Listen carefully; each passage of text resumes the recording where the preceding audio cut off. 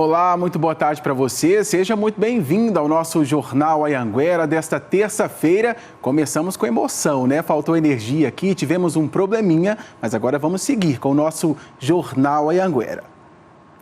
E a gente já começa essa edição indo para Jataí, porque a gente falou aqui que na ceia de Natal um cunhado teria matado o outro. O suspeito desse crime foi preso e a Tássia Fernandes tem os detalhes. Ei, Tássia, bom dia para você. Oi, Thiago, bom dia para você e para todos que nos acompanham. Então, já havia um mandado de prisão em aberto contra esse homem desde o dia em que o crime aconteceu. Ele então se apresentou ontem na delegacia da Polícia Civil de Mineiros, se apresentou junto com o advogado e, segundo os policiais civis, ele preferiu ficar calado ali na presença do delegado. Então, assim que ele se apresentou, esse mandado de prisão foi cumprido. O crime foi na véspera de Natal, né? A família confraternizava ali e depois da ceia teve um desentendimento entre esses dois homens que são cunhados. E quando a vítima estava indo dormir, o seu Jurailde de Jesus, ele estava indo dormir quando acabou sendo atingido por uma facada do cunhado. Esse homem, então, estava foragido, né, desde a véspera de Natal, desde o dia 24, e se apresentou ontem na delegacia da Polícia Civil de Mineiros. Esse crime que foi numa fazenda onde o suspeito mora e trabalha no município de Portelândia. Agora a Polícia Civil deve concluir as investigações, finalizar o inquérito e então encaminhar esse inquérito para o Poder Judiciário. Volto com você, Thiago. Segue acompanhando essa história triste, né? Imagina só uma família ali preparada para a ceia de Natal, de repente uma confusão que termina em morte. Obrigado por sua participação, Tássia. E a gente segue falando de crime aqui no Jornal Anhanguera, porque um homem suspeito de envenenar o padrasto foi preso em Anápolis. Vamos para lá então conversar com o repórter Emerson Ferreira, que tem os detalhes dessa história para a gente. História triste, hein, Emerson? Bom dia para você.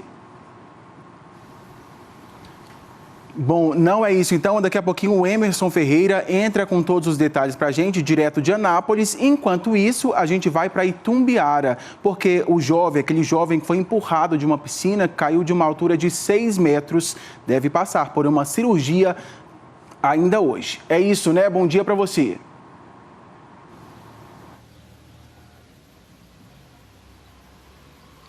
Isso mesmo, Thiago. Bom dia para você, para todo mundo ligado com a gente no Jornal Anhanguera, primeira edição desta terça-feira. Olha, segundo os médicos da família, Luiz Henrique permanece internado na UTI de um hospital particular de Caldas Novas. Nas últimas 12 horas, Luiz não apresentou complicação no quadro médico. Se tudo ocorrer bem durante a cirurgia, ele pode ser transferido para o quarto do hospital. Hoje cedo, nossa produção conversou com o advogado da família e também com o delegado titular da Delegacia de Homicídios de Goiânia, que confirmou que o suspeito da tentativa de homicídio também principal suspeito, isso segundo a polícia, de um homicídio ocorrido em 2017. A vítima, na época, seria um empresário agropecuarista de 52 anos. Segundo o advogado, ele vai apresentar hoje as informações desse inquérito ao delegado titular da Delegacia de Homicídios da cidade de Caldas Novas e vai pedir também a prisão preventiva do suspeito. O jovem Luiz Henrique Cavalcante, romano de 22 anos, foi empurrado de uma piscina de uma altura de cerca de 6 metros na véspera de Natal. E claro, Thiago, a gente segue acompanhando esse caso que aconteceu na véspera de Natal aqui no sul do estado. Volto com você. Tá certo, uma história triste, inclusive, claro, a gente segue acompanhando e torcendo para a recuperação desse jovem, não é, Bruno? Eu tenho aqui uma resposta da defesa que diz o seguinte: a defesa do suspeito disse que teve acesso a dezenas de áudios enviados logo após a festa pelas testemunhas que revelam a verdadeira motivação do início da confusão e que colocam a vítima como responsável pelo início da briga. A motivação da confusão poderia estar relacionada a entorpecentes que eram utilizados pela vítima, mas que havia sido levado à festa para o amigo da vítima. A gente segue, claro, de olho nessa história. A gente vale lembrar que nada justifica violência, né? Independentemente do assunto.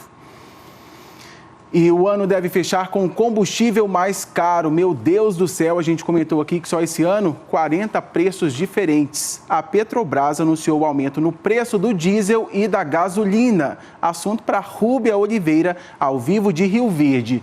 Fazer o quê, Rúbia? Andar a pé, de bicicleta? Boa tarde. Pois é, né, Tiago? Boa tarde para você e para todos. Está cada dia mais difícil, né? A gente não sabe nem como fazer, né? Porque cidade grande, para andar a pé você não consegue. Bicicleta também, às vezes, é longe demais, fica difícil, tem menino para carregar. O trem tá feio, né, menino? Olha, foram anunciados 2 aumentos, viu? Um de 4% no preço do litro do diesel e 5% no preço do litro da gasolina. Isso para as refinarias. Esse aumento foi anunciado aí essa semana, é o segundo aumento em apenas 2 semanas aqui pra gente, viu?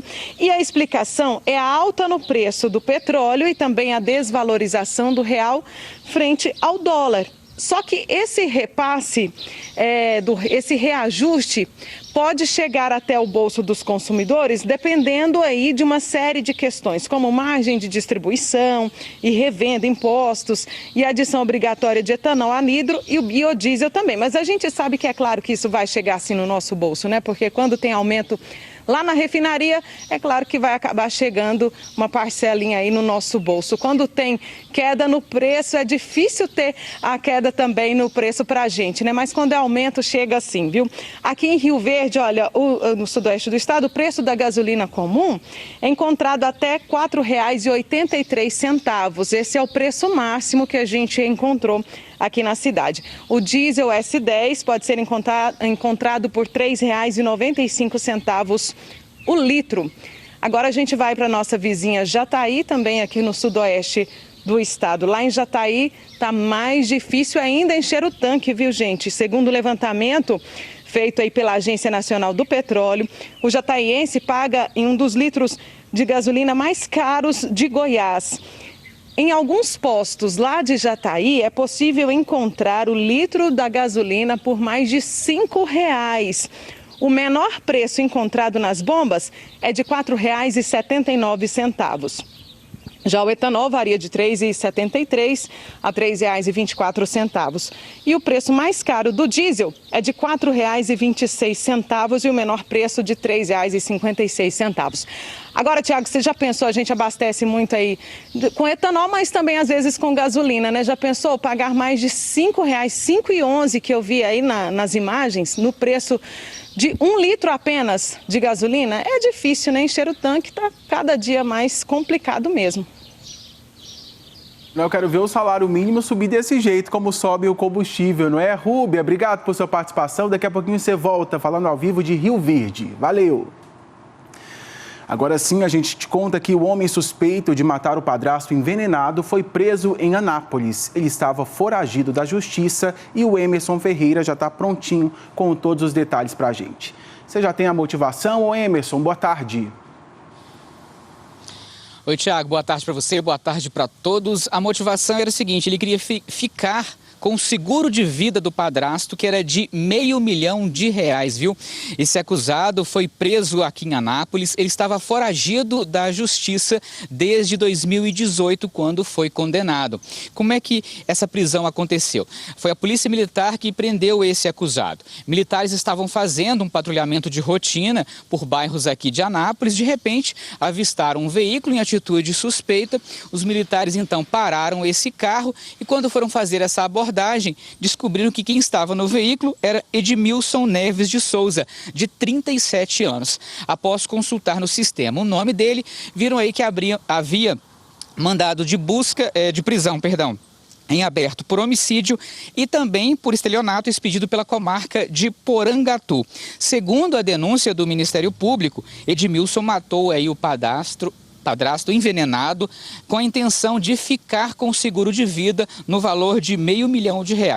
Esse crime foi em 2006 e desde então esse suspeito estava cumprindo o processo de liberdade, acompanhava o processo de liberdade, mas em 2018 ele foi condenado e desde então fugiu e agora vai cumprir os 14 anos de prisão, Tiago.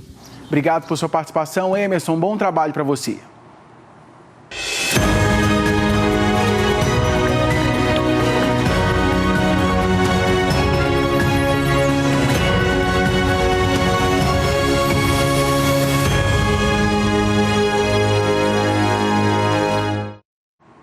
E na retrospectiva 2020, a gente mostra que julho foi marcado por muitas festas clandestinas em plena pandemia, que deram muito trabalho para a polícia. Também tiveram crimes chocantes, como o assassinato do menino Danilo, que mobilizou uma força-tarefa da Polícia Civil. A gente tem a reportagem, não? Tá certo, daqui a pouquinho então a gente coloca a retrospectiva, é isso, Ivana? Daqui a pouquinho, então, é assim mesmo. A gente trabalha com equipamento, de repente a gente chama a reportagem, não entra, jornal ao vivo, tem disso, você de casa está acostumado, né? Enquanto isso, quero te contar que mesmo com a pandemia, as cidades turísticas devem ficar movimentadas na virada de ano. Em Pirenópolis, só entra quem tem reserva em hotel, mas tem muita gente tentando desrespeitar as regras e usando reservas falsas de hospedagens. Já pensou um negócio desse? O Bruno Mendes, que está ali testando o equipamento, tem todos os detalhes. Ei, Bruno, com você, boa tarde.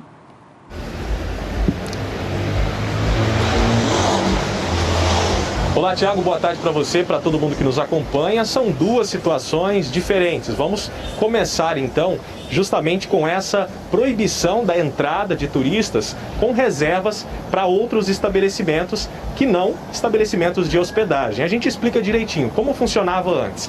Qualquer turista que chegasse na barreira sanitária na entrada de Pirenópolis com um comprovante de reserva em bar, restaurante, cachoeira ou mesmo em hotéis e pousadas, esses turistas poderiam entrar normalmente. O que mudou? Com um decreto publicado na semana passada, agora só entram turistas que têm comprovantes de reservas em hotéis e pousadas. Aquela pessoa que fez uma reserva só para um banho de cachoeira, por exemplo, não vai poder entrar e passar o dia aqui na cidade. Quem ficou muito contrariado com essa situação foram os donos de atrativos, donos de estabelecimentos que têm cachoeiras e trabalham nesse setor. O presidente da Associação dos Atrativos Turísticos aqui de Pirenópolis falou com a gente, inclusive, sobre os problemas que estão tendo que cancelar várias reservas. Inclusive, disseram que alguns turistas prometeram até processar esses estabelecimentos. Vamos ver um trecho da entrevista. Já está começando a também rolar processos, porque as pessoas se programaram, pagaram, né? Então isso já está acontecendo e vai acontecer mais ainda, porque agora que se começa a ser radical no fechamento da entrada da cidade. Então vamos considerar que a gente começa a ter os problemas, já começamos a tê-los, mas vai se agravar mais ainda. E fora isso, o nosso turista que vai ficar totalmente frustrado por não poder aproveitar de um dia na nossa cidade e poder ir para fazer ecoturismo.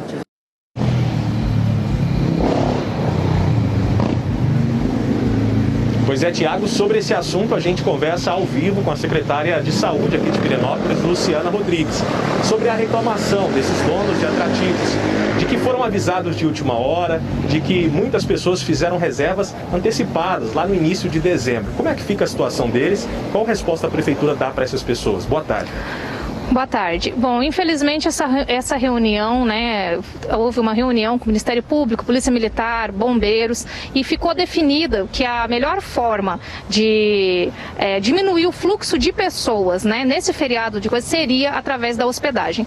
Essas pessoas que vêm para passar o dia, se elas não estiverem hospedadas, nós não temos como ter certeza que elas retornarão para suas cidades de origem. Então elas podem estar na cidade. Quem fez a reserva na cachoeira, mas também está hospedado, não vai ter problema nenhum, ela vai poder ir para a cachoeira. Agora, quem veio passar só o 31 à tarde para tomar um banho de cachoeira, a gente não tem como ter certeza que essa pessoa voltará para sua cidade de destino. Então, por isso da gente ter entrado em consenso que seria somente a hospedagem. Infelizmente, a gente conseguiu ter esse decreto somente na semana passada, porque a gente está tentando arrumar algumas formas que ficassem bom para empresários, para todas as revistas que vendem roupas, acessórios e diversos outros produtos.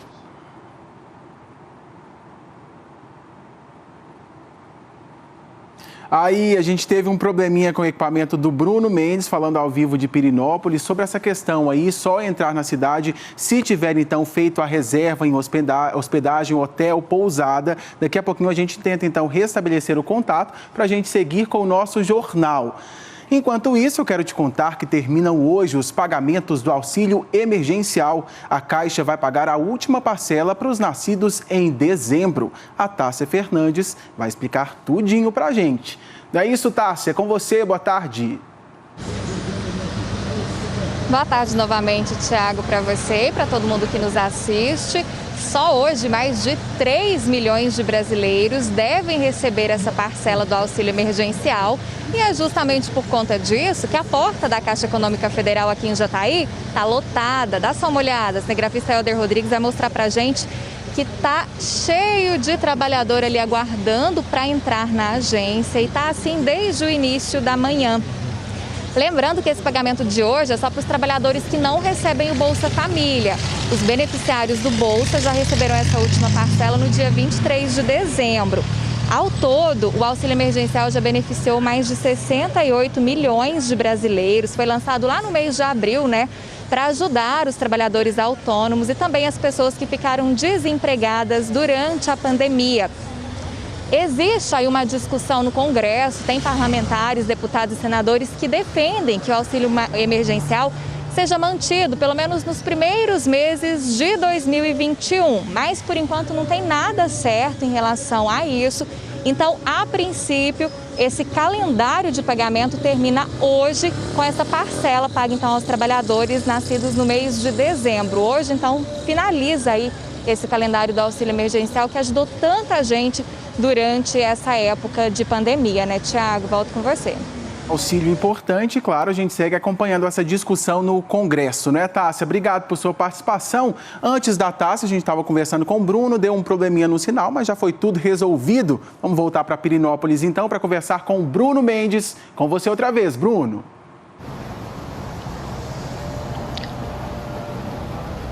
Isso acontece, Tiago, normal, Bem, a gente falou sobre o problema da restrição que muitos donos de atrativos estão reclamando, que agora só entra em Pirenópolis quem tiver reservas para hospedagens, para hotéis. Não entra mais aquele turista que tiver reserva para bar, restaurante e para cachoeira, por exemplo.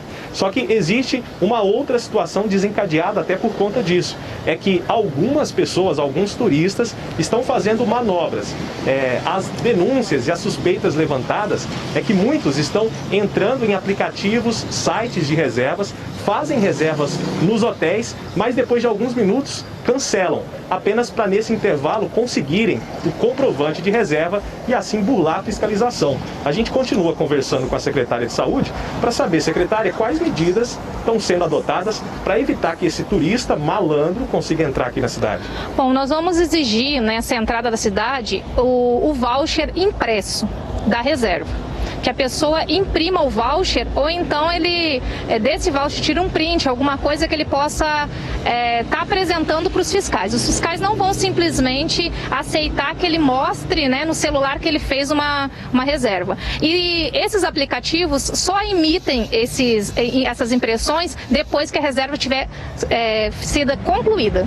Então, alguns estavam para poder entrar mostrando nas entradas somente, o comprovante do aplicativo. O comprovante do aplicativo. E, na verdade, eles vão ter que apresentar, as pessoas vão ter que, fizeram através de aplicativo, apresentar esse voucher impresso, nas entradas da cidade para os fiscais. Tá certo, secretária. E só para a gente encerrar, a senhora falou de casos da Covid-19 subindo aqui na cidade de Pirenópolis. Quais são os números atuais? Sim, nós estamos com 414 casos, 8 casos em avaliação ainda, e em 24 horas foram 11 casos. Então, isso já é um número bem significante. Nós estamos, sim, com esses casos em alta ainda. Então, todas as medidas que estão sendo tomadas devido a esses números que nós estamos tendo. Esse aumento de 11 casos nas últimas 24 horas é diferente de quê? Qual que era a média anterior? Estava a média de 3 a 4 casos, por dia, 2 casos, era uma coisa bem menor. Aí acontece que em 24 horas foram 11 casos. Inclusive, parece que famílias, inteiras que estão positivas. Agora, para a gente finalizar, existem outras regras também do decreto quanto à circulação das pessoas aqui na cidade. O que está proibido o turista fazer aqui em Pirenópolis nesse Réveillon, até para as pessoas se conscientizarem? Sim, para diminuir, né, as aglomerações nas ruas e para ajudar no serviço da Polícia Militar, foi colocado no decreto a proibição, né, da circulação das pessoas consumindo bebidas alcoólicas em garrafas, coolers, caixas de sons, né? Ou seja, aquele amontoado de pessoas aquele na praça, amontoado de pessoas, como é que está proibido? Já era proibida a aglomeração, mas aí entrou esses fatos para a Polícia Militar poder estar trabalhando também e ter respaldo para poder estar cumprindo o seu papel. A gente agradece a entrevista, Luciana Obrigada. Rodrigues, secretária de Saúde aqui da cidade de Pirenópolis, fazendo esses alertas. Então, só para reforçar, turista só entra aqui em Pirenópolis nesse Réveillon com comprovante de reserva em hotéis e pousadas. Bar, restaurante, cachoeira, esses comprovantes não vão valer mais. Além disso, também os fiscais vão redobrar a atenção quanto aos comprovantes de reserva. Só vão valer aqueles vouchers emitidos diretamente com os hotéis, com as pousadas. E também reforçar, a polícia vai estar fiscalizando aquelas pessoas que ficam em grupinhos, com sons em praça, aqueles coolers, né? Aqueles produtos de armazenamento de bebidas. Então tudo isso está proibido aqui na cidade nesse Réveillon. A gente espera que as pessoas possam curtir, mas com segurança, né, Tiago? Até porque ainda estamos na pandemia, não é isso? Bruno, obrigado por sua participação. Agradeço também a sua entrevistada. Valeu!